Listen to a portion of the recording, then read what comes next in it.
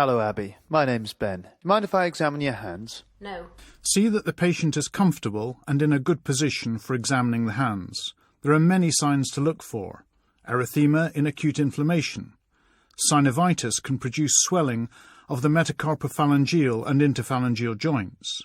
Look for deformities such as arachnodactyly in Marfan syndrome or a rotational deformity after phalangeal fracture. Are there mallet, boutonniere or swan neck deformities?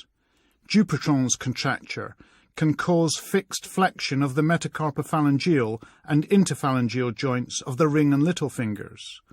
Look for subluxation and deviation of the wrist and metacarpophalangeal joints seen in rheumatoid arthritis. Also check for extra-articular signs of disease, such as small muscle wasting, vasculitis.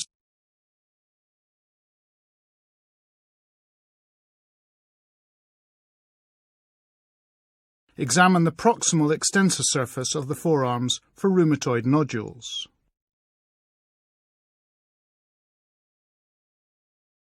Just going to feel along your fingers. Let me know if it's sore. Palpate along each finger for swelling or tenderness. Hard swellings are normally bony outgrowths called osteophytes, characteristic of osteoarthritis. They're called Heberdens or Bouchard's nodes when they occur at the distal interphalangeal and proximal interphalangeal joints respectively.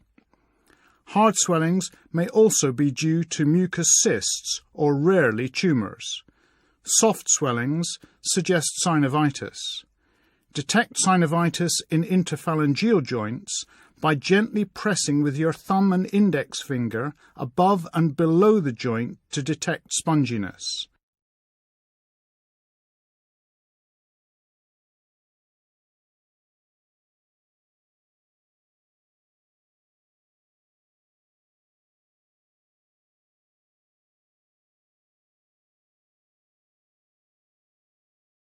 Palpate around the wrists for swelling or tenderness. Osteophytes at the thumb carpo-metacarpal joint can cause squaring of the wrist.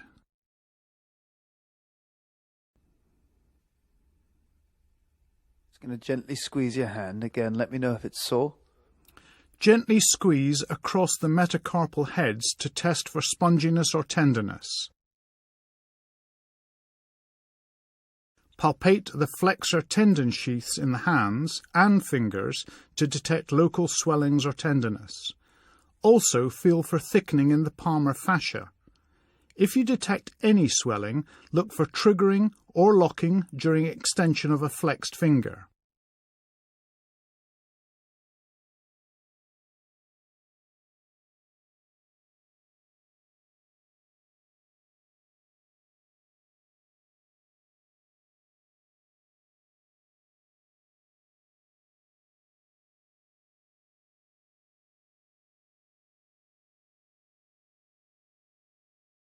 Next, we examine movement in the wrist and hands. Can you just make a fist for me and straighten your fingers out? To detect crepitus, place your index finger across the dorsum of the patient's fingers while they flex and extend them. And now I'd like you to bring your hand up like that, and then down, and from side to side.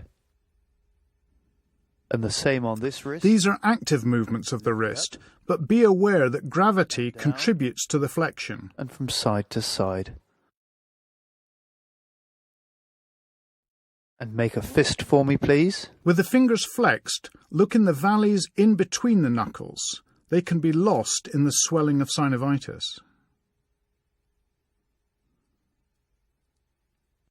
And now can you stretch your fingers out? Lack of full extension may indicate tendon rupture.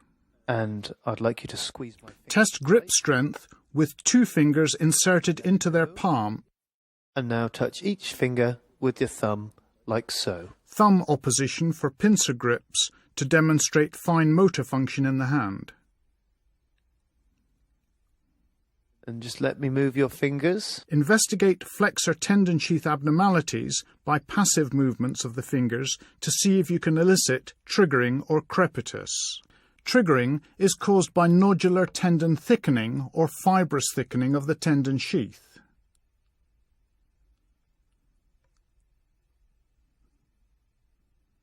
And the same on this hand. The finger tends to jam in a flexed position and requires an external or passive extending force in order to straighten.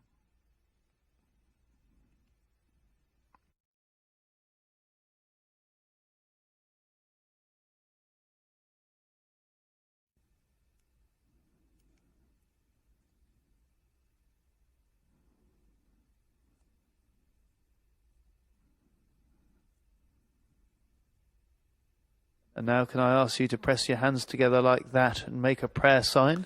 This tests the range of passive wrist extension. And now flex them the other way. And extension. Look for symmetry of the elbow and shoulder positions. The normal range is 90 degrees in each direction. Thank you very much.